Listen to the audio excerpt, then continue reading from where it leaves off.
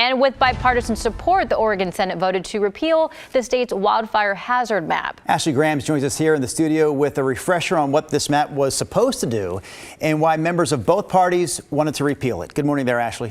Yeah, good morning. It can be rare when Republicans and Democrats come together, but that's what happened in this case. So here's a look at the map in question. Basically, it shows areas where wildfire risk is high. That's going to be these areas where things are orange, but then it also shows areas where there's a lower risk. That's these areas here in green. And you can search this map by address. And so I went ahead and typed in the address of our studios here in Southwest Portland. So that takes us into the Goose Hollow neighborhood. And you can see where it identifies this property, and it says this property is at low risk. So the map was initially introduced in 2021 after the Labor Day wildfires that burned over 1 million acres across the state. Depending on risk level, property owners will be subject to more regulations around defensible space and stricter building codes. One of the main concerns is how this map has impacted insurance rates, with some saying they felt the designations were inaccurate. Now the state is one step closer to deleting the map, the hazard designations and requirements it places on property owners.